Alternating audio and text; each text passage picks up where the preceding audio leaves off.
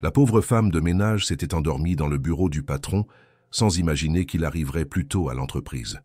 Le silence de la nuit enveloppait le bâtiment vide, seulement troublé par le tic-tac régulier de l'horloge murale dans le couloir principal. 5h42 du matin. Claire Dubois, 32 ans, poussait lentement son chariot de nettoyage le long du couloir de la direction, les épaules courbées par la fatigue d'une journée qui s'éternisait. La lumière froide des néons contrastait avec la chaleur douce de son manteau usé, qu'elle gardait toujours sur elle pendant les longues heures de travail. La salle du directeur était la dernière, celle qu'elle nettoyait toujours en dernier, comme une sorte de rituel. C'était aussi la plus silencieuse, la plus spacieuse, avec ce grand canapé gris-perle qui semblait l'appeler à chaque passage. D'habitude, elle se contentait de passer l'aspirateur, de dépoussiérer le bureau parfaitement rangé, de vider la corbeille et de refermer doucement la porte. Mais cette nuit-là, le froid mordait un peu plus fort que d'habitude et sa fatigue lui pesait dans les jambes, dans les bras, dans le creux de ses reins. Claire jeta un coup d'œil à l'horloge accrochée au mur du bureau. 5h43. Juste quelques minutes, se dit-elle. Elle posa son balai dans un coin, referma doucement la porte derrière elle et s'assit sur le canapé. Son sac, posé à ses pieds, la suivait partout. Elle en sortit un petit carnet à la couverture cornée, le feuilleta sans trop y penser, puis le reposa sur ses genoux. L'épuisement l'enveloppait lentement comme une couverture invisible. Elle s'allongea sans réfléchir, recroquevillée sur le côté, ses chaussures encore aux pieds, la tête sur l'accoudoir. Le silence la berçait. La lumière tamisée lui fermait les paupières une à une. Elle ne pensait plus à sa sœur qui dormirait encore quelques heures dans leur petit appartement à Villeurbanne, ni aux factures qui s'empilaient sur le frigo. À ce moment précis, il n'y avait que le silence, le canapé et le sommeil qui gagnaient. Elle s'endormit. Dans le couloir, l'horloge continuait de marquer le temps avec une régularité cruelle. 5h47, 5h53, 6h. Puis un bruit étouffé de pas précipités, de chaussures italiennes sur le carrelage. Une silhouette élancée traversait le hall d'entrée avec assurance, traînant une valise à roulettes derrière elle. Antoine Morel, 39 ans, CEO de l'entreprise de design, venait d'arriver sans prévenir, comme il en avait l'habitude. Il n'avait pas dormi de la nuit, absorbé par un projet important qui nécessitait sa présence immédiate à la filiale de Lyon. Personne ne l'attendait à cette heure. Il préférait ainsi, sans cérémonie, sans accueil, sans regard curieux. Il entra par l'arrière du bâtiment, utilisa son badge magnétique, grimpa les escaliers 2 à 2, puis s'arrêta devant la porte de son bureau. Il poussa la porte, étonné de ne pas la trouver verrouillée. La lumière était éteinte. Il plissa les yeux, chercha l'interrupteur. Avant même d'appuyer, il aperçut une forme allongée sur le canapé. Il gela, sa main suspendue en l'air. Il alluma. Claire ouvrit les yeux d'un coup, désorientée, le cœur battant à tout rompre. Pendant une seconde, elle ne comprit pas où elle était, ni pourquoi cet homme la regardait, figée sur le pas de la porte. Puis la réalité la frappa comme une gifle. Elle se leva brusquement, manqua de trébucher, les cheveux en bataille, le visage pâle. Elle balbutia, tentant de s'expliquer, les mots se coinçant dans sa gorge. Je suis désolée, monsieur. Je n'ai pas voulu. Je nettoyais la salle et... Je me suis assoupie sans m'en rendre compte. Antoine ne disait rien. Son regard, d'abord sévère, s'adoucit à mesure qu'il observait cette femme tremblante, honteuse, visiblement brisée par la fatigue. Elle ramassa son carnet tombé au sol, resserra son manteau contre elle comme une barrière, prête à encaisser un blâme ou pire, un renvoi. Mais Antoine ne la renvoya pas. Il ne cria pas. Il ne demanda même pas d'explication. « Venez avec moi », dit-il simplement. Claire le regarda, interdite. « Pour un café ?» ajouta-t-il, en se tournant déjà vers le couloir. Elle resta figée un instant, ne sachant si elle devait obéir ou s'enfuir. Puis, lentement, elle le suivit. Ce qu'elle ignorait encore, c'était que ce simple café, pris à l'aube dans le lounge désert d'une entreprise silencieuse, allait être le début de quelque chose qu'aucun d'eux n'aurait pu prévoir. Le destin venait de tourner, doucement, sans un bruit. Antoine Morel traversait le couloir silencieux du bâtiment avec une allure décidée, sa valise légère roulant sur le sol lisse. Il avait quitté Paris en pleine nuit, sans prévenir personne, comme à son habitude lorsqu'un projet nécessitait une révision urgente ou lorsqu'il avait besoin de prendre de la distance. Son esprit était encombré, mais il gardait cette froideur méthodique qui faisait de lui un chef respecté et redouté. Les gens ne savaient pas grand-chose de lui, sinon qu'il ne tolérait ni l'imprécision ni la complaisance. Et c'était très bien ainsi. Lyon n'était qu'une de ses nombreuses filiales, mais il s'y rendait régulièrement, comme pour entretenir une forme d'ancrage qu'il n'avait jamais vraiment expliquée. Il franchit les portes vitrées du lounge, encore plongé dans la pénombre, les lumières automatiques s'allumant à son passage. Il n'avait pris ni café ni petit déjeuner. Il avait juste besoin de silence pour repenser les détails du projet Tavel, un contrat majeur avec un client suisse qui exigeait un regard neuf et immédiat. Mais cette matinée n'allait pas du tout se dérouler comme il l'avait imaginé. Lorsqu'il ouvrit la porte de son bureau et découvrit Claire Dubois profondément endormie sur son canapé, son esprit rationnel mit quelques secondes à enregistrer la scène. Le contraste entre la rigidité de l'espace, parfaitement ordonné, minimaliste, épuré, et cette présence inattendue, humaine, désarmée, le désarma à son tour. Il ne cria pas. Il n'eut pas de réaction brutale. Il se contenta de l'observer. Claire, réveillée en sursaut, se redressa, son visage marqué par l'empreinte du sommeil, les traits encore brouillés par la surprise et l'incompréhension. Elle bredouilla une explication, mais ses mots s'effondraient avant même de former une phrase cohérente. Antoine n'était pas un homme habitué à gérer des scènes imprévues d'ordre personnel, encore moins face à une femme qui semblait porter sur ses épaules tout le poids du monde. Pourtant, quelque chose dans le regard de Claire, cette peur mêlée de dignité silencieuse, le retint. Il aurait pu la renvoyer immédiatement. Il aurait pu appeler la direction des ressources humaines et régler l'affaire en quelques minutes.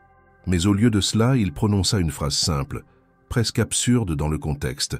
« Venez avec moi ». Claire, les yeux écarquillés, crut avoir mal entendu.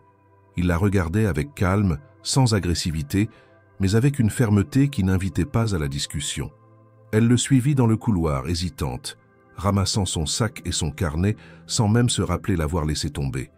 Le silence entre eux était lourd, mais pas menaçant. Elle n'osait pas poser de questions. Il marchait vite, comme toujours, mais elle tenait le rythme. Ils arrivèrent au lounge, un espace ouvert avec des fauteuils design, une machine à café dernier cri et une vue sur les toits encore humides de rosée. Antoine s'arrêta devant la machine, appuya sur quelques boutons, puis tendit un gobelet à Claire sans un mot. Elle le prit, les mains tremblantes, remerciant à voix basse. Il se servit à son tour, puis s'installa dans un fauteuil sans la regarder, consultant déjà son téléphone. Claire resta debout quelques secondes avant de s'asseoir en face de lui, le dos droit, le regard fixé sur son café fumant. Le silence s'installa à nouveau, mais il n'était pas vide. Il était rempli d'interrogations non formulées. Claire se sentait prise au piège d'une situation qu'elle ne comprenait pas. Pourquoi l'avait-il amenée ici? Pourquoi ce calme apparent, cette absence totale de reproches ou de remarques? Son cœur battait encore à toute allure, mais elle commençait à reprendre ses esprits. « Je suis désolée », dit-elle enfin. « Je n'avais pas l'intention de m'endormir. C'était juste. Quelques minutes. » Antoine leva les yeux vers elle. Son regard était neutre, presque clinique. « Ce n'est pas ce qui m'inquiète. » Claire fronça légèrement les sourcils, incertaine de ce que cela signifiait. « Vous travaillez ici depuis combien de temps ?» demanda-t-il. « 4 ans, répondit-elle, presque sur la défensive. Il hocha la tête comme s'il confirmait une information qu'il avait déjà. « Et vous passez souvent par mon bureau ?»« Seulement quand il est vide, la nuit. Je nettoie toutes les salles du 3e étage. » Il acquiesça à nouveau, puis reporta son attention sur l'écran de son téléphone. Un long silence s'ensuivit. Claire ne savait pas si elle devait partir ou attendre. Elle voulait juste disparaître. Pourtant, elle resta là, immobile, comme figée par une tension invisible. Il n'y avait aucun mot de réconfort, aucune phrase facile, juste une présence inattendue, 2 cafés tièdes et un homme qui ne regardait jamais 2 fois les gens d'entretien. Mais il finit par poser son téléphone, croisa les doigts devant lui et demanda « C'est votre carnet de croquis ?» Claire cligna des yeux, confuse. « Celui qui est tombé tout à l'heure. » Elle acquiesça lentement, serrant son sac contre elle. « Je dessine parfois, pendant mes pauses.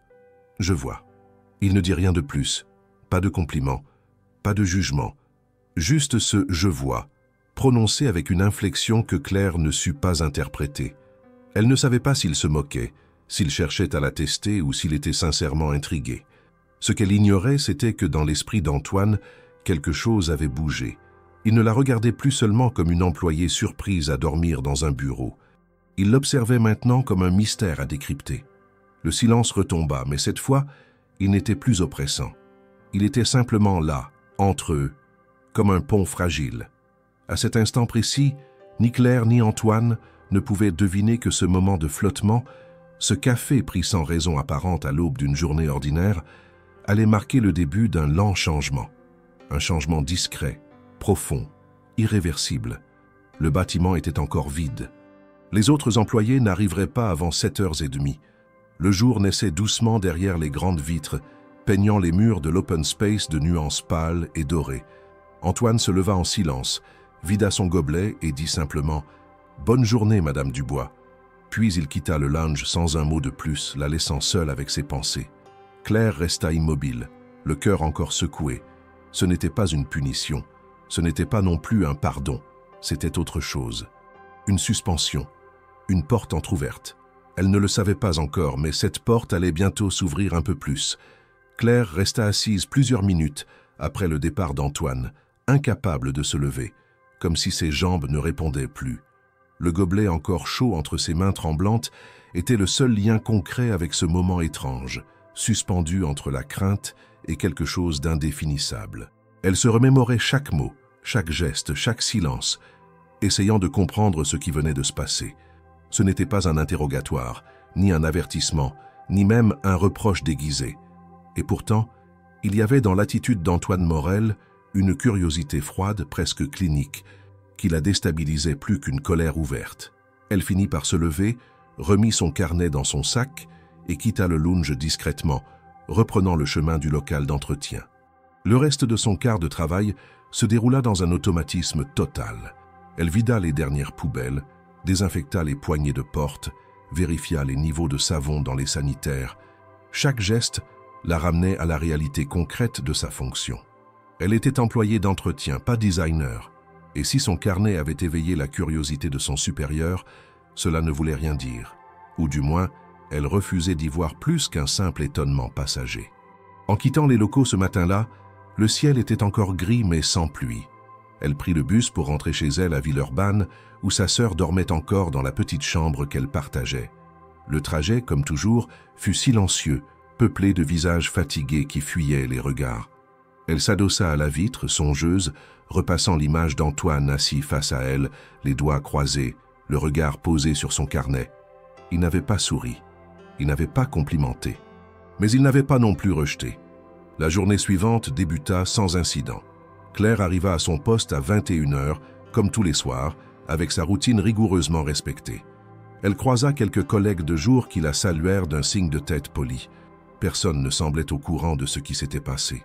Antoine n'était pas dans les couloirs, et sa salle, cette fois, était bien fermée à clé.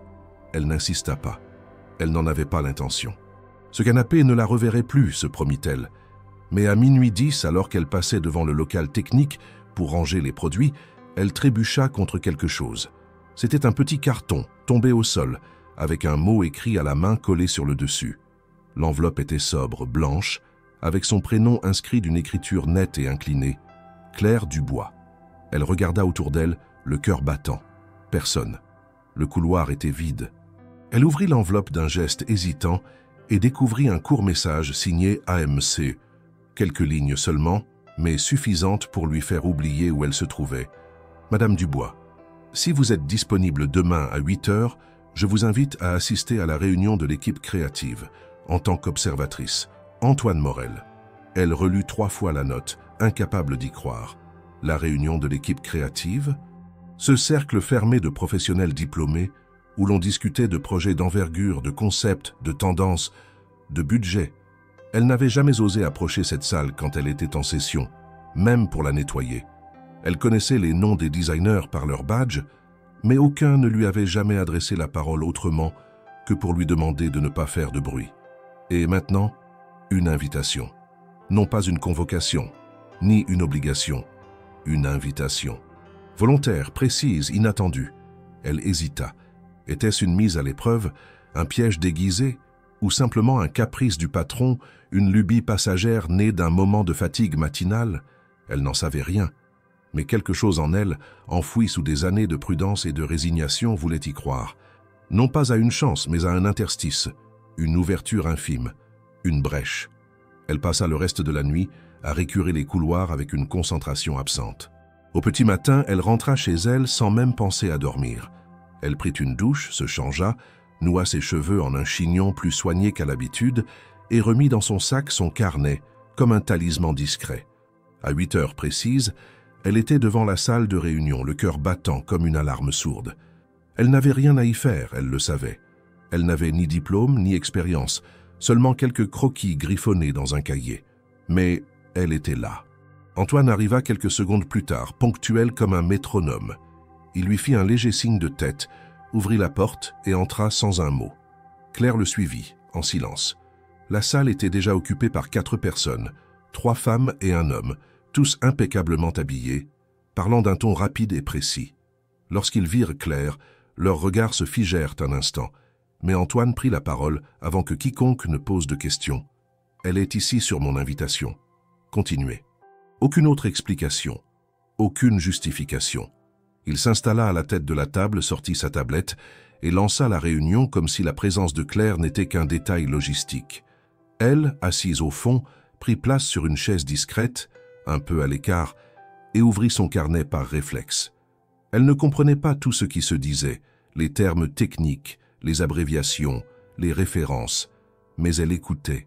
Chaque mot, chaque idée, chaque croquis projeté sur l'écran. Et peu à peu, elle reconnut certaines choses, des formes, des lignes, des idées proches des siennes, mais exprimées avec les outils d'un autre monde. Elle resta là toute la matinée, sans intervenir. Personne ne lui adressa la parole, mais certains la regardaient avec curiosité, d'autres avec une forme de méfiance silencieuse. Antoine, lui, ne la regarda presque pas, mais lorsqu'il se leva pour conclure la réunion, il déclara simplement « Merci à tous. Claire, vous pouvez rester quelques minutes ?» Les autres sortirent d'un peu plus lentement qu'à l'accoutumée, murmurant entre eux. Une fois seul, Antoine ferma la porte, puis se tourna vers elle. « Vous avez compris l'essentiel ?» Claire hocha la tête, encore un peu impressionnée. « Oui, je crois. » Il s'approcha d'elle, bras croisés. « Ce carnet, vous pouvez me le montrer ?» Elle le lui tendit, cette fois sans hésitation. Il le feuilleta longuement, en silence. Puis il referma doucement, la regarda dans les yeux et dit simplement « Continuez à venir, à écouter et à dessiner. » Puis il sortit de la salle. Claire resta seule, son carnet dans les mains, l'esprit secoué. Ce n'était pas un rêve, c'était le début de quelque chose d'inexplicable, mais profondément réel. Lorsque Claire rentra chez elle ce soir-là, les mots d'Antoine résonnaient encore dans sa tête. Continuez à venir, à écouter et à dessiner. Cela ne ressemblait pas à un ordre. Ce n'était pas un compliment non plus. C'était plus subtil, plus déroutant. Un encouragement sec, presque brut, mais indéniablement sincère. Elle n'avait jamais reçu ce genre d'attention professionnelle. Jamais personne ne l'avait regardée comme quelqu'un qui pouvait appartenir à ce monde qu'elle n'avait toujours observé que de loin, depuis les couloirs qu'elle nettoyait après les heures de travail. Le lendemain matin, elle dormit à peine quelques heures avant de se rendre à nouveau à l'entreprise. Elle arriva en avance, trouva un coin discret dans la salle de réunion et s'assit avec son carnet déjà ouvert. Les membres de l'équipe créative arrivèrent peu à peu, certains échangeant un bonjour poli, d'autres l'ignorant ostensiblement. Élodie, l'une des designers les plus anciennes, la regarda avec insistance, sans dissimuler son scepticisme. Claire le sentit immédiatement. Sa présence dérangeait. Pas par ce qu'elle faisait, mais par ce qu'elle représentait. Une intrusion, une anomalie. La réunion débuta comme la veille, avec des échanges techniques, des croquis projetés sur écran, des ajustements de couleurs, de matière, de forme. Claire écoutait, notait, esquissait en silence dans son coin. Elle dessinait non pas ce qu'on attendait d'elle, mais ce qu'elle ressentait à partir de ce qu'elle entendait. Elle traduisait l'atmosphère, les tensions, les idées qui circulaient entre les mots. À la fin de la réunion, Antoine s'approcha de sa table, jeta un coup d'œil à son carnet et s'arrêta net sur une double page. C'était une série de croquis représentant une pièce, un salon manifestement, avec des meubles aux lignes organiques, une disposition audacieuse de la lumière et un jeu d'espaces ouverts et repliés, presque contradictoires, mais harmonieux. « C'est vous qui avez fait ça ?» demanda-t-il. Claire acquiesça intimidée. « C'est à partir de ce que vous avez entendu aujourd'hui ?» Elle hocha à nouveau la tête. Antoine ne dit rien d'autre. Il reposa doucement le carnet, referma la page comme on referme un livre précieux, puis se tourna vers elle. « Vous avez déjà étudié le design ?»« Non, j'ai toujours dessiné, mais je n'ai jamais eu le temps pour des études. Ma sœur est tombée malade quand j'avais 19 ans. J'ai commencé à travailler tout de suite. Nettoyage, restauration, ce que je trouvais. » Il resta silencieux quelques secondes, puis nota quelque chose dans son téléphone avant de quitter la salle. Claire, troublée, rangea ses affaires et retourna à ses tâches habituelles. Le reste de la journée, elle eut l'impression de flotter comme si le sol avait changé sous ses pieds, sans qu'elle sache encore s'il était plus stable ou plus instable qu'avant. Ce qu'elle ne savait pas, c'est que cette page-là, celle qu'Antoine avait vue et refermée sans mots, allait marquer un tournant. Le lendemain soir, alors qu'elle entrait dans le local de stockage pour récupérer ses produits, elle remarqua une enveloppe collée sur la porte intérieure. Cette fois, ce n'était pas une note manuscrite, mais un message imprimé sur papier à en-tête de la direction.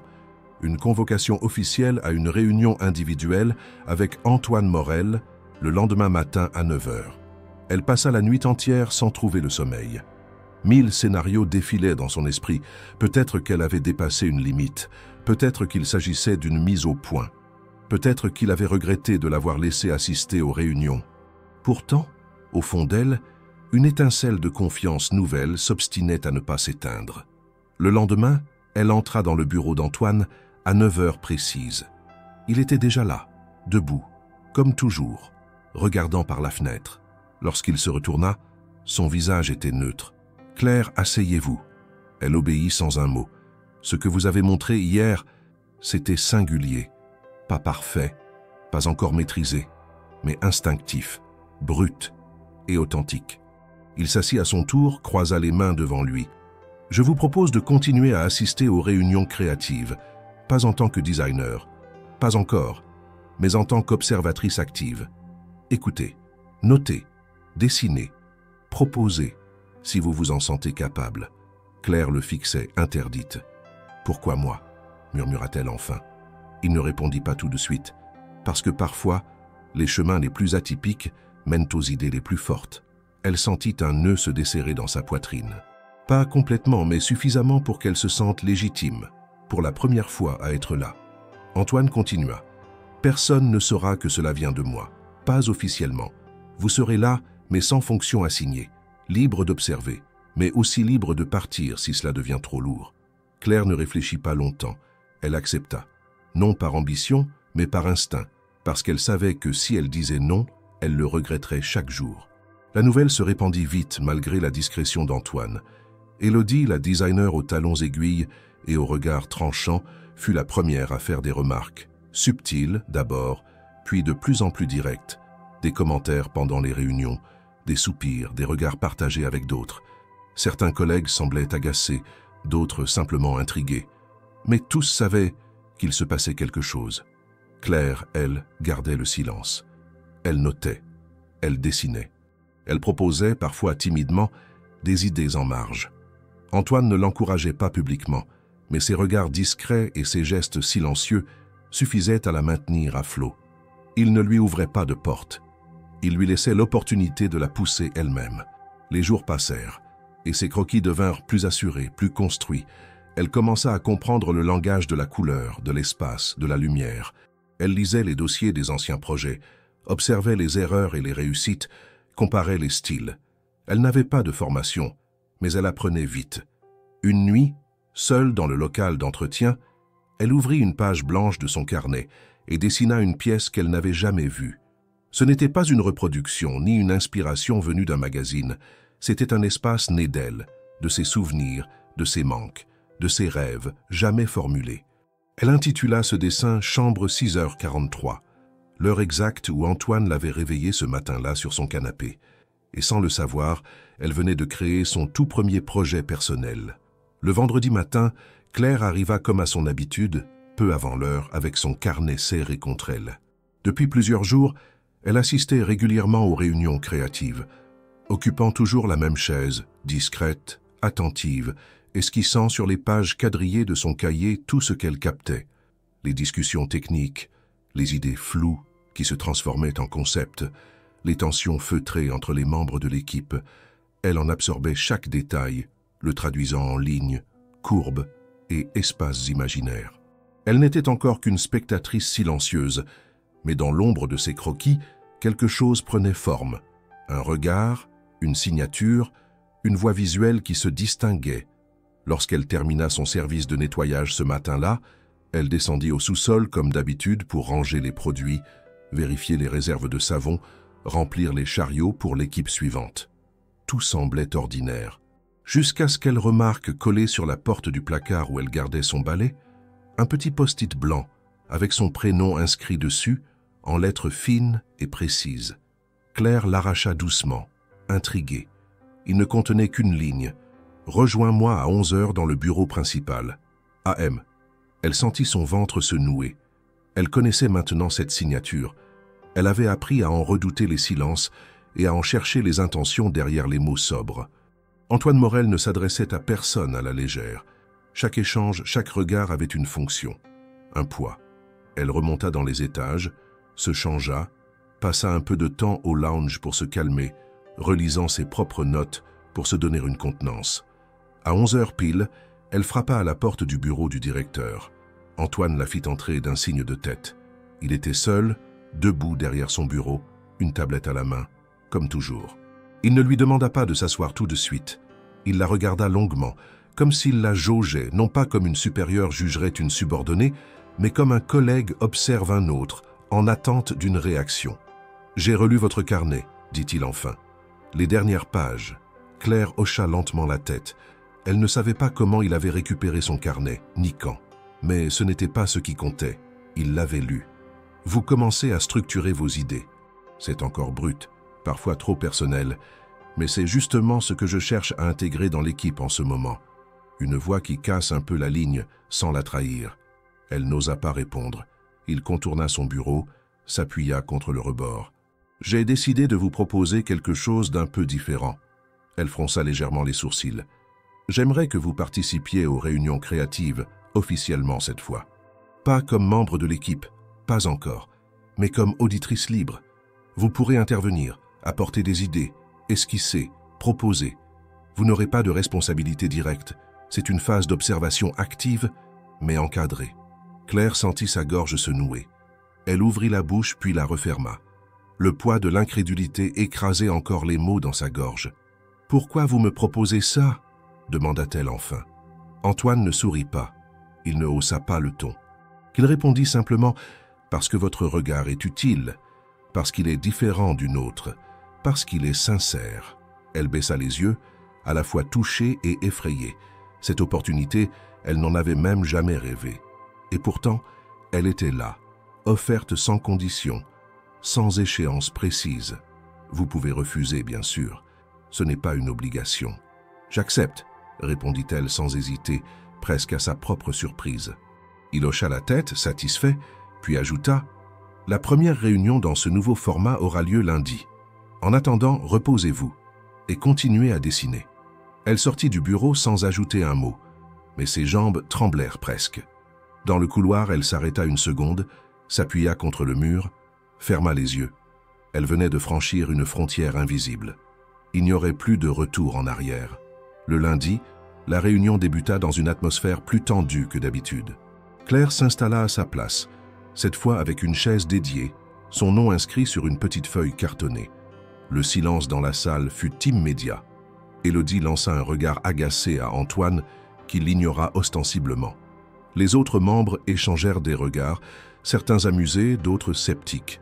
Élodie fut la première à briser la glace. « Juste pour clarifier, Claire est officiellement membre de l'équipe maintenant ?» Antoine répondit sans lever les yeux de sa tablette. « Non. Elle participe en tant qu'auditrice active. C'est une phase expérimentale. »« Expérimentale pour qui ?» rétorqua Élodie, le ton acide. « Pour elle ? Ou pour nous ?» Le silence tomba brutalement. Claire sentit son cœur s'accélérer. Elle se crispa, mais resta droite, digne. Antoine leva enfin les yeux. Pour le projet, et c'est tout ce qui compte ici. La discussion reprit, mais le malaise restait palpable. Claire écouta, nota, dessina. Elle n'intervint pas. Pas encore. Mais elle sentit que quelque chose en elle était en train de s'aligner, lentement mais fermement. Elle n'était pas à sa place, pas encore, mais elle s'en approchait. Dans les jours qui suivirent, les tensions augmentèrent. Des rumeurs commencèrent à circuler dans les couloirs. On murmurait que Claire était protégée, que le patron avait un faible pour les histoires sociales, que c'était une question d'image. On insinuait qu'elle n'avait rien à faire dans une salle de création, qu'elle n'était qu'une femme de ménage avec un carnet et quelques gribouillis. Claire faisait semblant de ne pas entendre, mais chaque mot pesait. Antoine, fidèle à lui-même, ne répondit à aucune rumeur. Il ne montra aucun signe de favoritisme. Il ne se rapprocha pas d'elle davantage. Leur relation restait strictement professionnelle, presque distante, mais elle savait lire entre les lignes. Chaque silence d'Antoine était un soutien discret. Chaque absence d'explication était une forme de protection. Un soir, alors qu'elle sortait tard des locaux, elle croisa Élodie près du parking. Celle-ci s'approcha lentement, les bras croisés. « Tu penses que tu vas durer, Claire ?» demanda-t-elle sans détour. « Tu crois que quelques dessins dans un carnet suffisent pour comprendre ce métier ?» Claire ne répondit pas. Elle fixa Élodie calmement, puis dit sans détour « Je ne sais pas combien de temps je vais durer, mais je suis là, et je compte bien apprendre. » Élodie haussa les épaules, ironique, puis tourna les talons. Claire resta seule, le vent frais balayant les feuilles au sol. Elle savait que le chemin serait long, mais pour la première fois, elle avait mis le pied sur ce chemin, et elle ne comptait plus reculer. Les semaines suivantes furent éprouvantes pour Claire. Elle continuait d'assister aux réunions créatives avec une discrétion soigneusement entretenue, pointant ses croquis dans son carnet, écoutant les arguments, les débats sur les matériaux, la lumière, les volumes, l'ergonomie et les contraintes financières. Elle s'imprégnait de tout, apprenait par osmose. Mais autour d'elle, le murmure grandissait.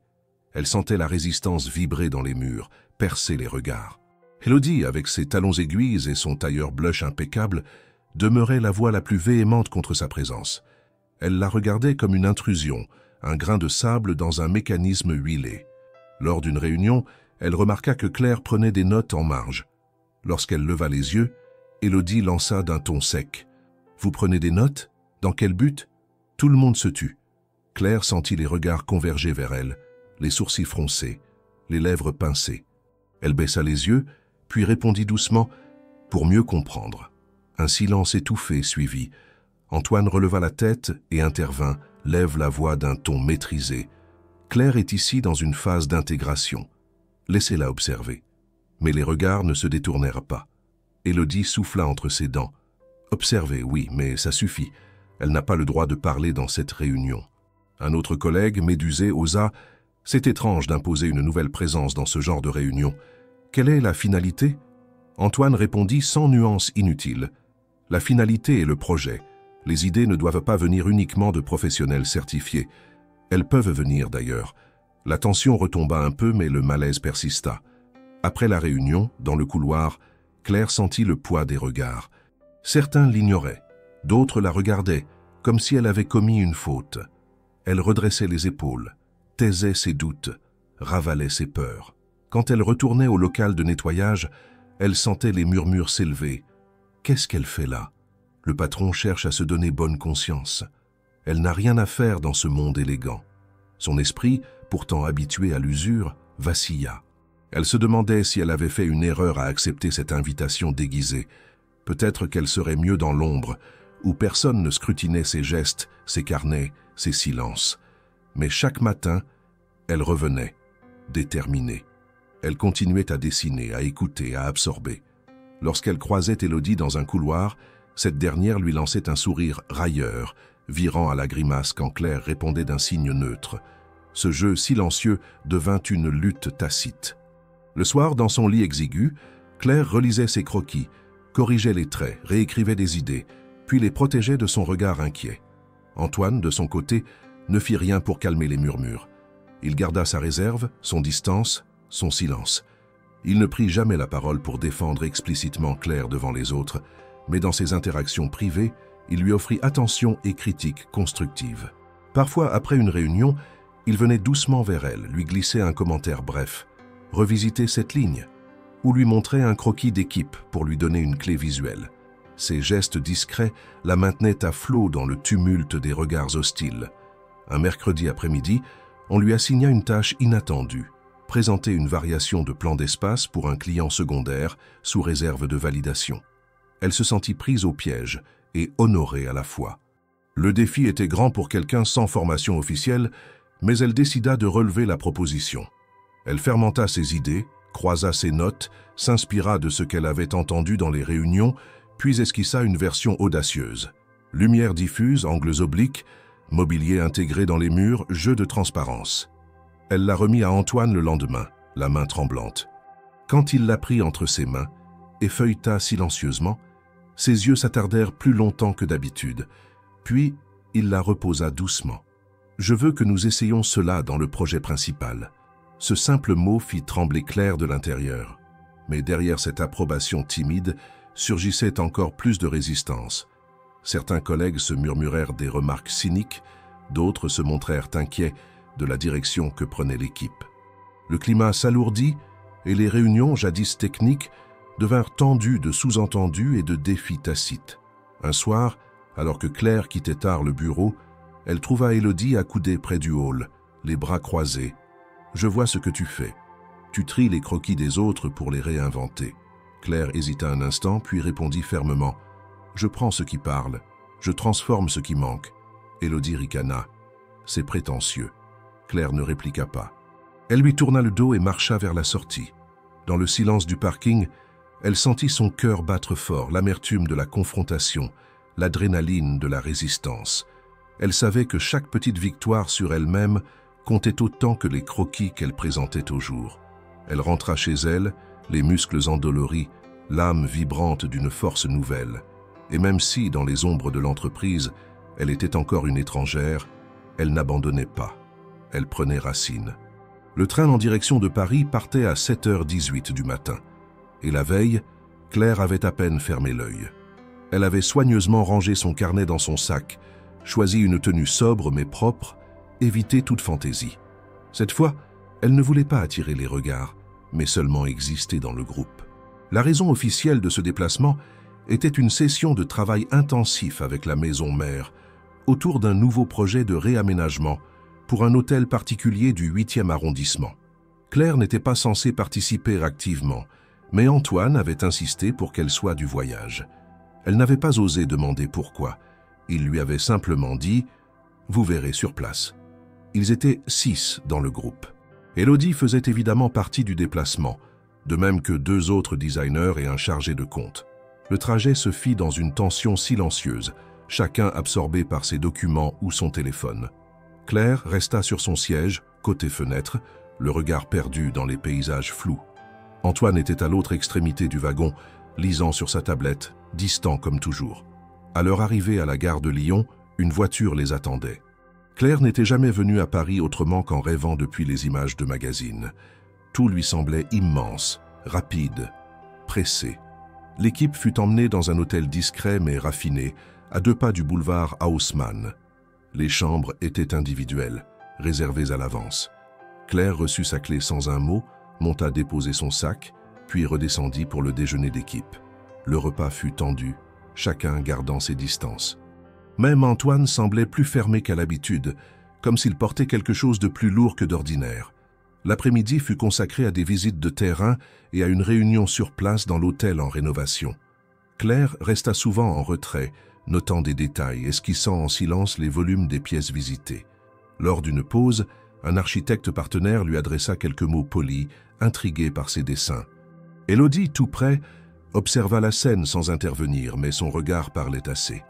Vers 20h, de retour à l'hôtel, Claire remonta dans sa chambre. Elle pensait passer la soirée seule, relire ses notes, peut-être dessiner un peu. Mais la solitude pesa plus vite qu'elle ne l'avait prévu. Elle descendit donc marcher un peu, simplement pour respirer.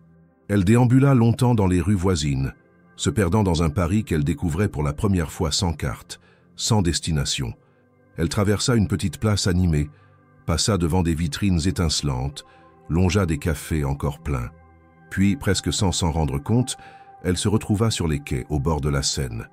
La ville brillait d'une lumière douce, les ponts se découpaient dans l'obscurité, les bateaux-mouches glissaient silencieusement. Claire s'assit sur un banc, sortit son carnet et commença à dessiner. Non pas un bâtiment, mais une sensation. La solitude, la beauté calme, l'éloignement de tout. Elle ne l'entendit pas arriver. Ce fut seulement quand une voix grave dit doucement « Vous êtes loin de l'hôtel » qu'elle sursauta. Antoine se tenait là, les mains dans les poches, vêtu de sombre, le visage éclairé par la lumière d'un lampadaire. « Je ne pensais pas que vous marchiez seul », dit-il en s'asseyant à côté d'elle. « Je ne pensais pas croiser quelqu'un ici non plus », répondit-elle, un peu gênée. « Paris est grande, mais on finit toujours par tomber sur ce qu'on fuyait ou ce qu'on cherchait, » dit-il sans la regarder. Ils restèrent un moment silencieux. Le courant de la Seine coulait à leurs pieds, emportant avec lui les reflets dorés des réverbères. « Vous venez souvent ici ?» demanda-t-elle. « Quand j'ai besoin de calme, oui. C'est rare. » Il la regarda enfin, son regard plus doux qu'à l'accoutumée. « Et vous, qu'est-ce que vous êtes venu chercher ici ?» Claire ferma son carnet, le posa sur ses genoux. « Je ne sais pas encore. Peut-être un peu de preuve que je ne suis pas en train de me tromper complètement. »« Vous ne vous trompez pas, » répondit-il sans détour. « Ce que vous faites a du sens. » Elle le regarda, surprise par la franchise. « Alors pourquoi vous restez si distant? Pourquoi ne pas me dire ça dans la salle de réunion? Parce que là-bas, je suis le directeur. Je dois garder la ligne, ne pas brouiller les rôles. Ici, je peux être juste un homme qui parle à une femme qui doute. » Le silence retomba, plus dense, plus chargé. Claire sentit que cette nuit n'était pas comme les autres. Elle ne savait pas encore où cela les menait. Mais pour la première fois, il parlait sans fonction, sans statut, sans barrière. « Vous savez, dit-elle après un moment, je n'ai pas choisi de faire ce métier. Je l'ai pris parce que c'était ce qu'il y avait. J'ai toujours rêvé de créer, mais je pensais que les rêves, ça appartenait à ceux qui avaient le temps. » Antoine hocha lentement la tête. « Moi, j'ai eu le temps, mais pas le courage. J'ai suivi la voie qu'on attendait de moi. Et aujourd'hui, je dirige. Mais je ne crée presque plus. Alors parfois, je regarde vos croquis et je me rappelle pourquoi j'ai choisi ce métier, avant que les responsabilités me le volent. » Elle ne sut quoi répondre. Il y avait trop de vérité dans ces mots. Trop d'humanité pour un homme qu'elle avait toujours vu comme une figure lisse, impénétrable. « On devrait rentrer, dit-il finalement. Demain sera une longue journée. » Ils se levèrent ensemble, commencèrent à marcher lentement le long du quai. À un moment, leurs mains se frôlèrent, brièvement, accidentellement. Aucun des deux ne fit de geste pour les éloigner immédiatement. Mais ils ne les cherchèrent pas non plus. Ils marchèrent jusqu'à l'hôtel sans échanger un mot de plus. À l'entrée, il lui souhaita bonne nuit, la voix basse, le regard long. Elle répondit d'un simple hochement de tête. Dans sa chambre, elle s'assit au bord du lit, le carnet ouvert sur ses genoux. Elle griffonna une silhouette sur un banc, face à un fleuve, puis une autre qui la rejoint. Aucun détail, juste deux présences, côte à côte, dans un espace vaste et indéfini. Elle ne dormit pas tout de suite. Elle savait que cette nuit-là, quelque chose avait changé. Mais elle ignorait encore ce que cela impliquait, et si cela durerait au-delà de cette ville, au-delà de cette lumière. Le retour à Lyon fut plus silencieux que l'aller. Le train roulait à grande vitesse à travers la campagne, mais dans l'esprit de Claire, tout semblait ralentir. Elle regardait le paysage défiler sans vraiment le voir, le carnet fermé sur ses genoux. Elle n'avait pas dessiné depuis la nuit passée à Paris. L'image du fleuve et des mots échangés au bord de l'eau restaient présents, gravés dans un espace intérieur qu'elle n'avait pas encore nommé. Antoine était assis plus loin, à 2 rangées d'elle, plongé dans ses mails, l'air aussi concentré qu'à l'accoutumée. Il ne l'avait pas regardé depuis qu'ils étaient montés dans le train. À leur arrivée, chacun reprit le chemin du bureau avec un empressement mécanique. Claire se sentit aspirée à nouveau par la routine familière des open space, des réunions matinales, des couloirs pleins de chuchotements. Pourtant, tout lui semblait légèrement déplacé, comme si le fil qu'elle avait commencé à tisser à Paris s'était rompu dès le passage de la frontière invisible entre les deux villes. Ce soir-là, après avoir terminé ses tâches dans le service d'entretien, elle resta quelques minutes assise seule dans le vestiaire, les coudes sur ses genoux, le regard fixé sur le sol carrelé. Une lassitude pesait sur ses épaules. Pas physique, non. Une fatigue différente. Celle d'être à mi-chemin entre deux mondes, sans appartenir pleinement à aucun. Les jours suivants, le climat au bureau s'alourdit. Élodie et certains membres de l'équipe se montraient plus froids encore. Les regards ironiques, les remarques à demi-mot, Les soupirs exaspérés lorsqu'elle prenait la parole en réunion commencèrent à l'atteindre. Ce n'était plus seulement de la méfiance. C'était une hostilité dissimulée sous des sourires fins et des courtoisies de façade. Même les rares alliés silencieux, ceux qui jusque-là l'avaient salué avec respect, commencèrent à prendre leur distance, comme pour éviter d'être associés à elle. Claire, à bout, décida de faire ce qu'elle n'avait jamais osé faire auparavant. Elle alla voir le responsable administratif et demanda une mutation pour le poste de nuit sur un autre étage. Elle inventa une excuse simple, des contraintes personnelles, une meilleure organisation familiale.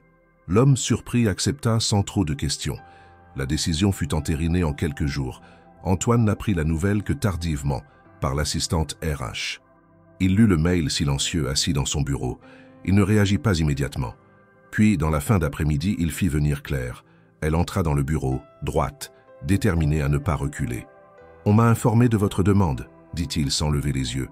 « Oui, c'est mieux ainsi. » Il la regarda enfin. Son regard n'était ni froid ni accusateur. Il était simplement interrogatif. « Pourquoi maintenant ?»« Vous le savez, » répondit-elle doucement. « Je ne suis pas à ma place. Ou du moins, pas dans les conditions actuelles. » Il garda le silence un long moment. « Est-ce que c'est à cause de moi ?» Elle hésita, puis secoua la tête. « Non, ce n'est pas vous. C'est tout le reste. » Il hocha lentement la tête, comme s'il acceptait, mais à contre-cœur. « Très bien, si c'est ce que vous souhaitez. Merci de m'avoir laissé essayer, » dit-elle en se levant. Il répondit d'un ton plus bas. « Ce n'est pas un adieu, Claire, juste une pause. » Mais elle ne répondit rien. Elle sortit sans se retourner. Le changement fut immédiat. Elle cessa d'assister aux réunions. Son emploi du temps redevint nocturne, anonyme, silencieux. Elle ne croisait plus personne, sauf les autres membres de l'équipe d'entretien. Elle évitait les étages principaux, nettoyait des salles vides, rangeait des couloirs désertés. Et pourtant, malgré le soulagement apparent de ne plus être observée, jugée, comparée, elle sentit un vide grandir. Le carnet resta fermé plusieurs jours. Puis un soir, en nettoyant la salle de pause du 4e étage, elle s'assit quelques minutes et l'ouvrit enfin. À l'intérieur, ses dessins lui parurent lointains, presque étrangers, comme s'ils appartenaient à quelqu'un d'autre. Mais elle tourna les pages lentement, s'arrêta sur la double page intitulée « Chambre 6h43 » et resta là longtemps, fixant chaque trait. Une semaine passa, puis 2.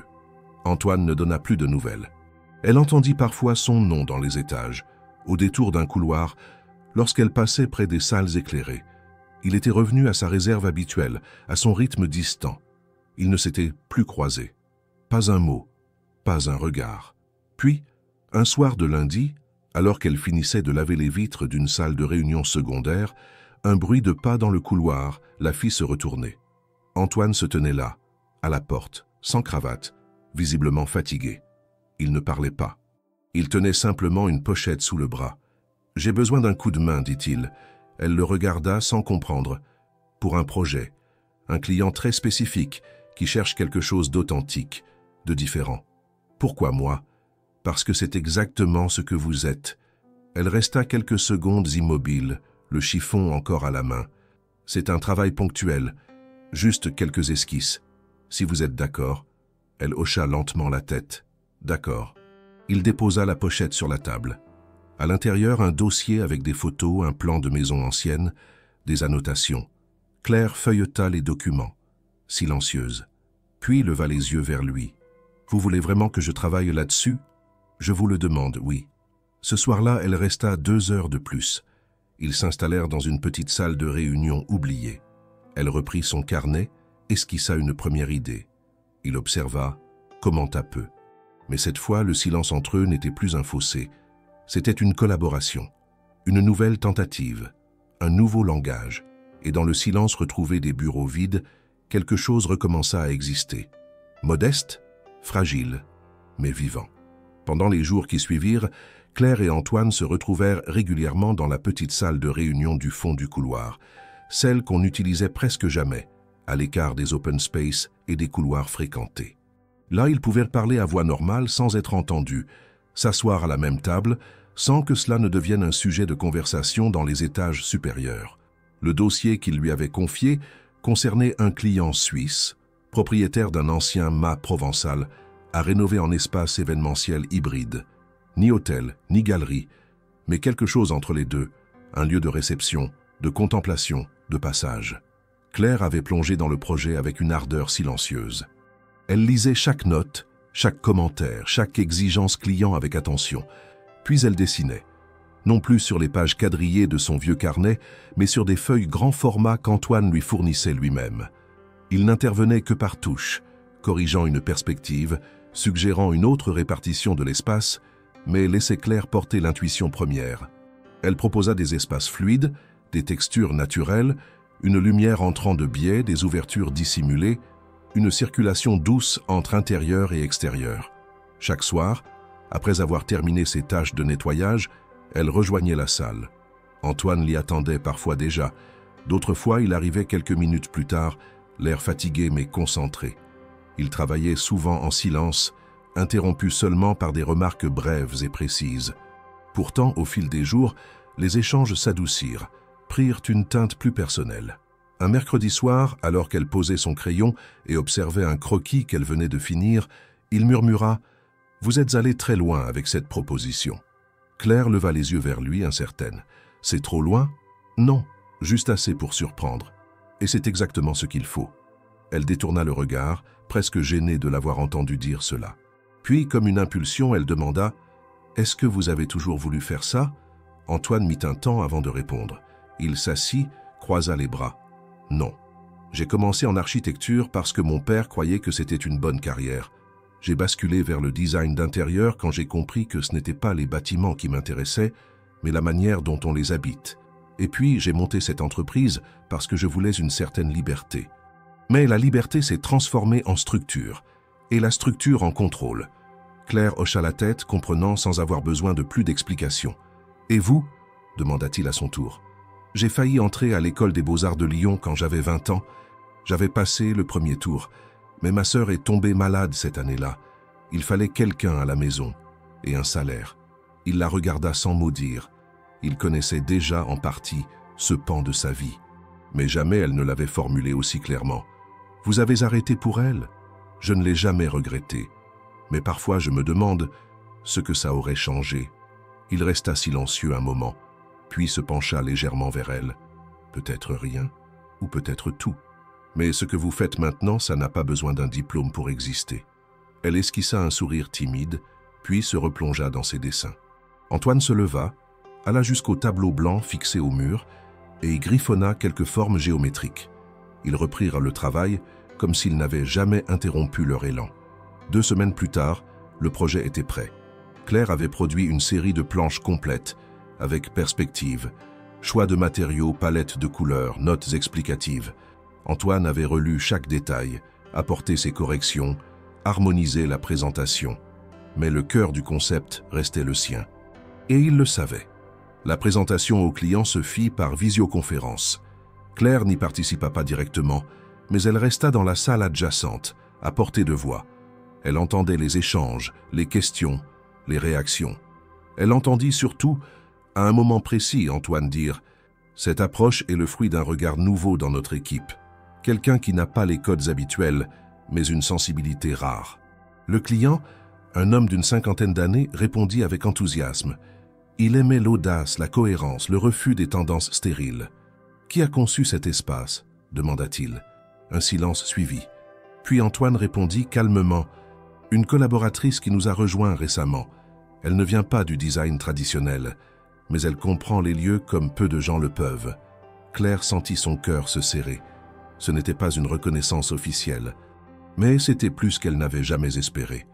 La réunion se termina sur une note très positive. Le client demanda une version détaillée du projet, ainsi qu'une option pour une phase de mise en œuvre. Antoine ferma l'ordinateur, resta un moment pensif, puis alla rejoindre Claire dans la pièce voisine. Il a aimé, vraiment. J'ai entendu. Il veut qu'on développe l'idée, et il veut vous rencontrer, à terme. Claire le regarda stupéfaite. Mais je ne suis pas designer. Pas encore. Mais ça ne l'a pas empêché d'être touchée par ce que vous avez proposé. Elle hocha lentement la tête. Elle n'arrivait pas à y croire. Tout cela lui semblait irréel.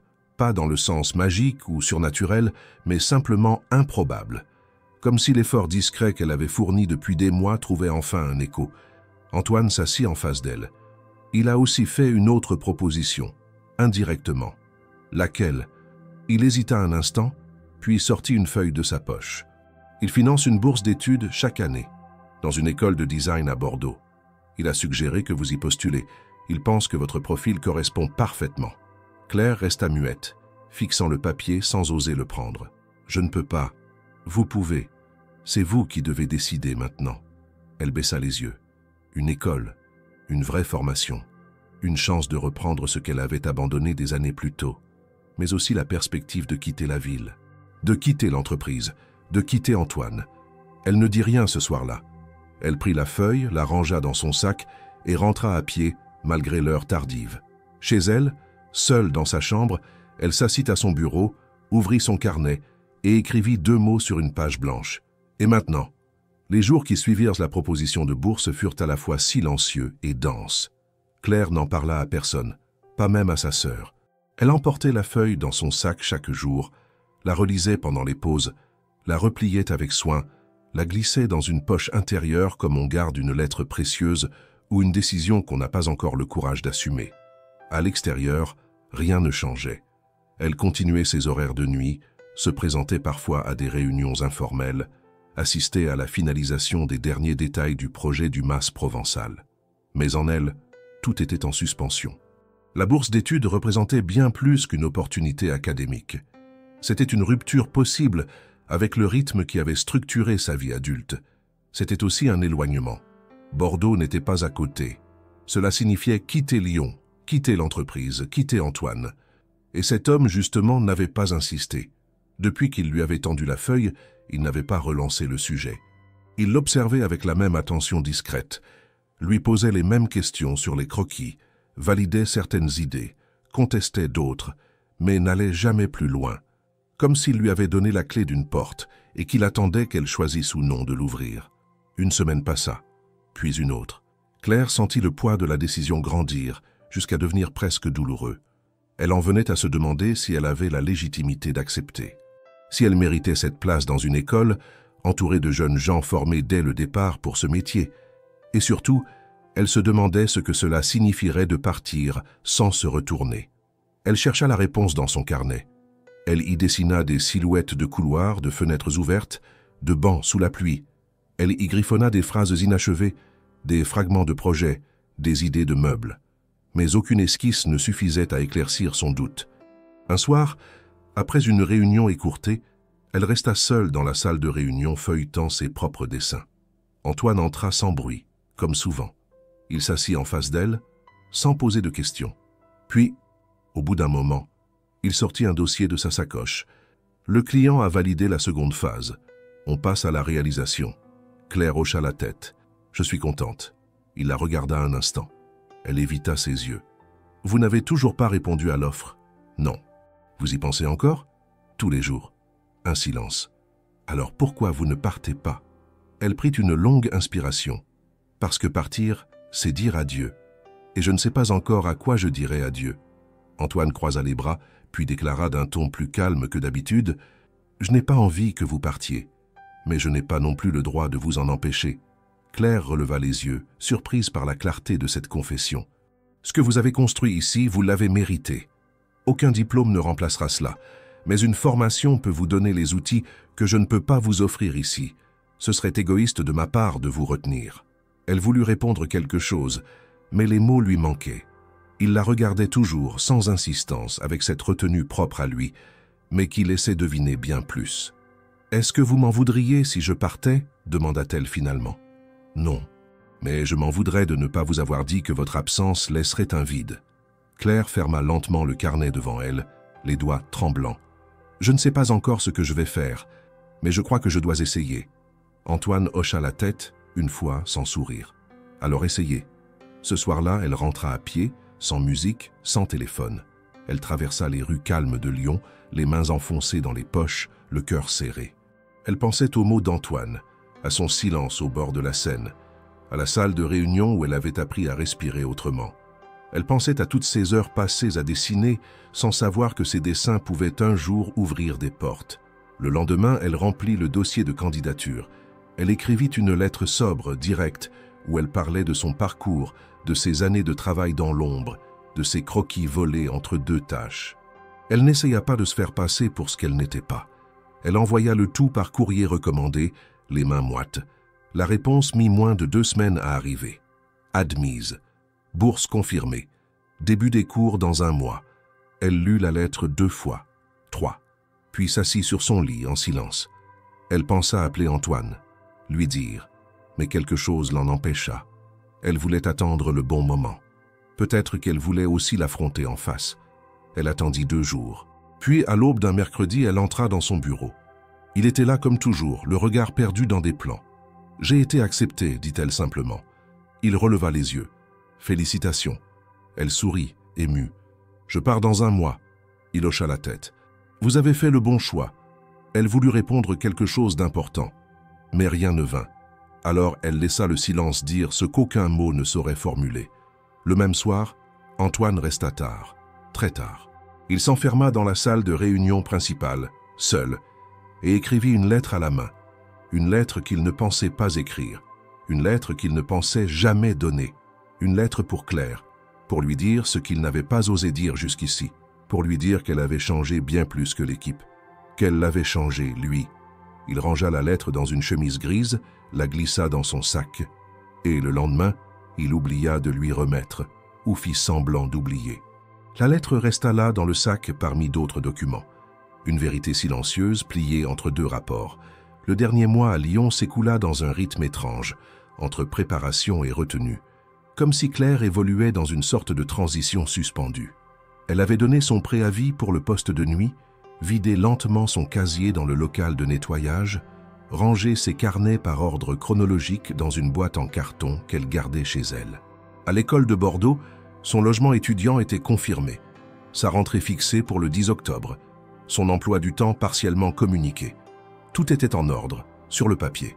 Et pourtant, une partie d'elle-même résistait encore à l'idée de partir. Non par peur ni par doute, mais par attachement à ce qu'elle laissait derrière. Antoine n'avait rien ajouté à sa première réaction. Depuis l'annonce de son départ, il s'était contenté de la traiter avec la même rigueur professionnelle qu'à l'accoutumée. Ils avaient terminé ensemble le projet du MAS provençal, validé les derniers rendus pour l'équipe de réalisation, fait le transfert des documents sans aucun mot personnel. Les réunions avaient continué, ponctuées de ces silences maîtrisés qu'il partageait depuis le début. Il n'avait pas évoqué la bourse, ni Bordeaux, ni son absence future. Et Claire, de son côté, avait respecté cette distance, bien qu'un vide commençait à se former dans les gestes les plus simples. Puis, à 3 jours de son départ, elle fut appelée dans la salle de réunion par un jeune assistant de l'équipe administrative. En entrant, elle trouva sur la table une chemise grise, épaisse, oubliée là après une réunion précédente. Rien d'extraordinaire. Elle allait la remettre à la secrétaire quand, en l'ouvrant, un papier tomba au sol. Ce n'était pas un rapport ni une note technique, mais une lettre manuscrite, pliée en 3, sans enveloppe. Elle s'hésita un instant, puis la ramassa. L'écriture était reconnaissable. C'était celle d'Antoine. Les lettres penchées, régulières, sans ornement inutile. Son prénom était écrit en haut de la feuille. Claire. Elle regarda autour d'elle. La salle était vide, le couloir aussi. Elle déplia lentement le papier et lut. « Claire, je vous écris cette lettre que je ne suis pas certain de vous remettre. Peut-être que je la laisserai traîner, peut-être qu'elle restera dans un dossier oublié. Je ne sais pas. Ce que je sais, c'est que les mots que je n'ai pas dits me pèsent autant que ceux que j'ai dû taire depuis le début. Je vous ai vu arriver dans cette entreprise comme une ombre silencieuse. J'ai d'abord cru que vous ne faisiez que passer. Puis, vous êtes resté. Vous avez nettoyé les pièces que nous utilisons, arrangé les espaces que nous désorganisons, et sans rien dire, vous avez commencé à nous regarder. Pas nous, les designers, mais nous, les humains que nous sommes derrière nos plans et nos ambitions. J'ai lu vos croquis avec plus de sérieux que je ne l'ai montré. J'y ai vu une sensibilité que je croyais éteinte dans ce métier. Vous avez redonné du sens à un regard que je croyais perdu en moi. Vous m'avez confronté à une idée simple. Le talent n'a pas de diplôme. Il a de l'écoute.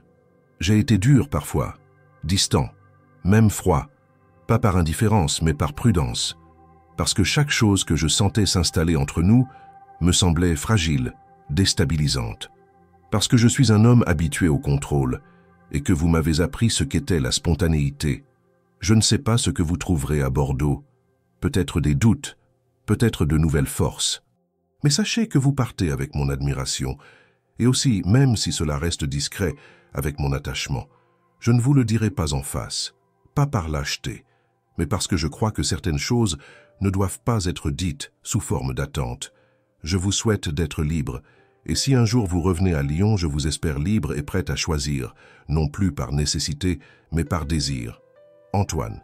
Elle relut la lettre 2 fois, sans bouger. Les lignes dansèrent devant ses yeux, non à cause d'une émotion brutale, mais à cause de cette forme de clarté nue, inattendue.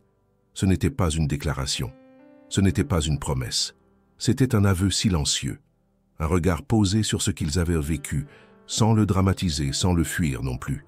Elle replia la lettre, la rangea dans son sac et quitta la salle sans alerter personne. Les jours suivants furent chargés. Dernier document à signer, rendez-vous avec le service des ressources humaines, adieu rapide avec les quelques collègues qui lui avaient montré du respect. Élodie ne lui adressa pas un mot. Les autres évitèrent les phrases lourdes. Antoine, lui, ne tenta pas de récupérer la lettre. Il ne fit aucune allusion à ce qu'elle avait pu lire. Et elle, fidèle à ce qu'il avait écrit, respecta son silence. Le matin de son départ, elle passa par les bureaux une dernière fois, carnet à la main. Elle observa les murs, les tables, les objets familiers. Chaque lieu semblait contenir une trace de ses débuts, de ses hésitations, de ses petits pas vers quelque chose qu'elle avait encore du mal à nommer. Avant de partir, elle se rendit dans le bureau d'Antoine, frappa, il lui ouvrit. Il ne dit rien. Elle lui tendit une feuille détachée de son carnet. Un dessin, une pièce vide avec une seule chaise, et sur la chaise, un gobelet de café. « Ce n'est pas un adieu, dit-elle, juste une pause. » Il la regarda presque surpris, mais ne répondit pas. Elle tourna les talons. Quelques heures plus tard, elle était dans le train en direction de Bordeaux. Le paysage défilait devant elle, et dans son sac, bien plié, la lettre d'Antoine. Un souvenir tangible d'un lien réel, mais sans poids inutile. Elle n'était pas en fuite. Elle partait pour elle, pour ce qu'elle pouvait devenir. Et dans son carnet, à côté du croquis qu'elle venait de faire dans le wagon, elle écrivit simplement « Tout commence ». 3 mois s'étaient écoulés depuis le départ de Claire pour Bordeaux. Le rythme de sa nouvelle vie avait été intense dès les premières semaines. Elle s'était retrouvée projetée dans un univers où tout semblait calibré pour des esprits plus jeunes, plus préparés, plus confiants. Au début, elle s'était sentie étrangère, trop discrète, trop attentive, avec ses carnets d'esquisses déjà griffonnés et ses habitudes de femme de terrain. Les autres étudiants parlaient vite, dessinaient vite, présentaient avec assurance. Claire, elle, observait, prenait le temps de comprendre. Mais au fil des semaines, elle avait commencé à trouver sa voix. Pas la plus bruyante, pas la plus visible, mais celle qui savait exprimer un espace sans en dire un mot. Ses professeurs avaient vite compris qu'elle avait une expérience que les autres n'avaient pas. Elle posait des questions différentes. Elle cherchait le sens avant la forme. Elle ne voulait pas impressionner, mais raconter. Sa première présentation officielle, une proposition d'agencement pour une librairie indépendante, avait surpris par sa simplicité fonctionnelle et sa beauté naturelle. Un de ses professeurs lui avait dit après le rendu « Vous avez vécu l'espace, cela s'entend ».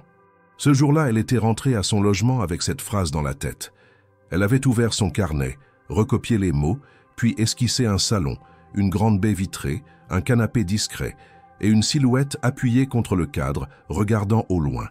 Elle n'avait pas écrit le nom, mais elle savait à qui elle pensait. La veille de l'exposition étudiante semestrielle, Claire était nerveuse. L'école organisait un événement ouvert au public, avec des invités de diverses agences, des partenaires, des journalistes spécialisés. Chaque étudiant de première année devait présenter un projet personnel, abouti, sur un espace de son choix. Claire avait choisi une ancienne remise transformée en atelier de création collective, un lieu pensé pour accueillir l'expérimentation, le silence, l'échange. Elle avait dessiné des bancs modulables, une lumière douce, des matériaux bruts et nobles, du bois clair, de la pierre, du textile recyclé. Elle y avait mis quelque chose d'elle, de sa propre histoire, de ce besoin de construire un endroit sans hiérarchie, sans cravate, où les idées circulaient librement. Le matin de l'exposition, elle se leva tôt. Elle prit le tramway avec son rouleau de planche, installa ses supports avec soin, accrocha chaque visuel en respectant l'ordre qu'elle avait prévu. Une fois tout en place, elle recula de quelques pas, observa son coin et respira profondément. Elle n'attendait personne. Sa sœur ne pouvait pas venir. Aucun ami de Lyon n'avait été invité. Elle ne s'attendait pas à ce que qui que ce soit de son ancienne vie traverse la moitié du pays pour voir quelques croquis accrochés à un mur d'école. L'exposition commença à 10 heures. Les couloirs se remplirent rapidement. Des visiteurs passaient, s'arrêtaient, commentaient. Certains prenaient des photos, d'autres posèrent des questions. Claire répondait avec calme, expliquant ses choix, les influences, les contraintes. Elle n'était ni timide ni expansive, juste à sa place. Ce n'est qu'en fin de matinée, alors qu'elle venait de terminer une explication à un professeur, qu'elle le vit, Antoine, dans l'embrasure de la porte. Il ne portait pas de veste de costume, juste une chemise bleu foncé et un manteau en laine légèrement ouvert. Il tenait un sac dans une main, son regard fixé droit sur elle. Il ne souriait pas. Il ne cherchait pas à attirer l'attention. Il était simplement là, debout, comme s'il n'avait jamais quitté cet instant suspendu au bord de la Seine. Claire sentit son cœur ralentir, puis s'accélérer. Elle ne bougea pas. Il s'avança lentement, parcourant du regard les panneaux de son projet, les esquisses, les notes. Il lut les descriptions, observa les matériaux, puis il la regarda. « C'est vous », dit-il simplement. Elle acquiesça, incapable de parler tout de suite. « C'est exactement ce que vous m'aviez montré, ce regard-là. »« Je n'ai pas changé tant que ça, » répondit-elle. « Non, mais vous êtes ailleurs, et c'est très bien ainsi. » Ils restèrent face à face quelques secondes, entourés du brouhaha de l'exposition. Puis Claire s'écarta, lui montra une table où étaient disposés des modèles réduits, des maquettes. Il observa en silence, prit un petit carnet de visite, y nota quelque chose. « Qu'est-ce que vous faites ici ?» demanda-t-elle enfin. « Je suis venue voir ce que vous êtes devenu. Et vous? Vous êtes resté le même? En partie, mais je travaille moins, ou du moins différemment. Vous êtes venu pour le projet? Non, pour vous. » Le silence entre eux n'était plus celui de l'incertitude. C'était celui d'une lucidité douce, sans masque. Claire le regardait avec reconnaissance, sans effusion. Elle se sentait entière, stable, et elle savait qu'il voyait cela. Il lui tendit une carte de visite. « Je suis à Lyon pour quelques jours, si jamais vous avez envie de dîner. Pas pour parler de travail, juste pour parler. » Elle prit la carte, la rangea dans son carnet sans répondre. Il ne demanda rien de plus. Il la salua d'un signe de tête et s'éloigna dans le couloir, se fondant parmi les visiteurs. Claire resta là un moment, le regard fixé sur l'espace qu'il venait de quitter. Elle se retourna, observa son projet, ses lignes, ses volumes. Elle sourit. Ce qu'elle avait bâti n'avait pas été pour lui, mais il en faisait partie, comme une ligne fine dans un dessin plus large. Et à l'intérieur de son carnet, à côté de la carte qu'elle venait de glisser, elle écrivit une phrase courte « Il a vu ». Et moi aussi. Lorsque Claire revint à Lyon 6 mois plus tard, la ville lui apparut à la fois familière et transformée. Les rues qu'elle avait foulées pendant des années, les façades grises du quartier de la Croix-Rousse, les lumières douces de la presqu'île, tout semblait inchangé. Mais elle ne l'était plus. Le regard qu'elle portait désormais sur l'espace et sur elle-même avait basculé. Bordeaux lui avait offert un temps suspendu pour se reconstruire. Elle y avait appris bien plus que des règles de design. Elle y avait apprivoisé sa propre voie. Sa décision de revenir n'avait pas été prise à la légère. Après la présentation de son projet final, l'école lui avait proposé un stage dans une agence locale. Elle avait décliné. Quelque chose l'appelait à revenir là où tout avait commencé. Non par nostalgie, mais par nécessité de prolonger une trajectoire qui avait été interrompue, jamais terminée. Elle avait contacté Antoine 3 semaines avant son retour. Il avait répondu par une phrase brève, sans point final. « Le bureau est ouvert si tu veux passer. » Elle s'installa temporairement chez une amie de sa sœur, dans un petit studio au-dessus de la place Satonnet. Le jour de son arrivée, elle marcha lentement jusqu'aux locaux de l'entreprise, observant chaque détail avec un mélange d'émotions retenues et de concentration nouvelle. Ce bâtiment, autrefois immense et intimidant, ne lui faisait plus peur. Il était simplement un lieu, un point de passage. En franchissant la porte d'entrée, elle retrouva l'odeur des matériaux, le son des claviers, les conversations feutrées des bureaux ouverts. L'accueil était le même, les visages en partie différents. Certains anciens collègues la reconnurent, lui adressèrent un sourire surpris, parfois chaleureux. D'autres évitèrent son regard. Elle ne s'en offusqua pas. Elle n'était plus la même employée de nettoyage, ni l'observatrice silencieuse des réunions. Elle était là avec un nouveau statut, une nouvelle légitimité. Antoine la reçut dans son bureau. Il ne se leva pas, ne fit aucun geste cérémonial. Il la regarda, simplement, comme on regarde quelqu'un qu'on attendait sans savoir quand il reviendrait. « Tu es rentré. »« Oui. »« Tu as décidé de rester ?»« Si une place m'attend ici, oui. Mais je ne reviens pas comme avant. » Il hocha la tête. Un temps passa, fait de respiration lente. « Ce n'est pas la même entreprise qu'il y a 1 an. »« Moi non plus, » répondit-elle. Ils ne parlèrent pas de poste immédiatement. Antoine lui proposa de rejoindre une équipe projet pour travailler sur une nouvelle ligne de mobilier urbain. Ce n'était pas une faveur. C'était une proposition fondée sur les compétences qu'elle avait démontrées. Elle accepta. Le lendemain, elle commençait officiellement. Elle ne retrouva pas son ancien badge. On lui en remit un nouveau, à son nom complet, avec la mention « designer junior ». Les semaines suivantes s'enchaînèrent dans un rythme régulier. Claire prit ses marques rapidement. Elle proposait, défendait ses idées avec assurance, savait écouter, ajuster. Les réunions n'étaient plus des épreuves, mais des dialogues. L'équipe, d'abord méfiante, apprit à lui faire confiance. Même Élodie, toujours présente, évitait désormais les commentaires venimeux. Le temps avait érodé l'animosité. Un jour, en fin de matinée, Claire reçut une notification de réunion privée dans la salle direction. C'était Antoine. Lorsqu'elle entra, il était debout, devant le canapé gris perle, celui-là même où elle s'était endormie des mois auparavant, dans un autre temps. Il avait à la main une boîte rectangulaire, discrète. J'ai retrouvé ça en rangeant mes archives. Elle prit la boîte, l'ouvrit. À l'intérieur, son carnet, le tout premier, celui qu'elle pensait avoir perdu. Je l'avais pris par erreur et gardé. Je ne voulais pas qu'il disparaisse. Elle le feuilleta doucement, les traits hésitants, les premières idées.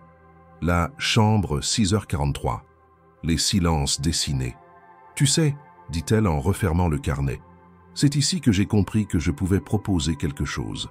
Pas quand j'ai été accepté à Bordeaux, mais ici, sur ce canapé. » Antoine sourit légèrement. Il est toujours là, et il servira encore. Elle s'assit un instant, lui aussi. Il y eut un temps de pause, de flottement, puis il ajouta « Tu veux dîner ce soir ?» Elle le regarda, les yeux calmes. « Ce n'est pas pour parler de travail, j'espère. »« Non, juste pour parler. » Elle sourit. Ce n'était pas une promesse, pas une conclusion, mais un accord simple. Une volonté de continuer à marcher côte à côte, sans précipitation. Le soir venu, elle rentra chez elle et emporta avec elle une petite couverture, fine, douce, qu'elle avait gardée depuis Bordeaux. Elle la plia avec soin et la mit dans son sac. Le lendemain, en arrivant au bureau, elle la posa discrètement sur le canapé du bureau d'Antoine, sans rien dire. Juste un mot écrit sur un post-it accroché à la couverture, pour le cas où l'un de nous ait besoin de se reposer, ensemble. Et dans le silence confortable de ce nouveau départ, tout semblait avoir trouvé sa place.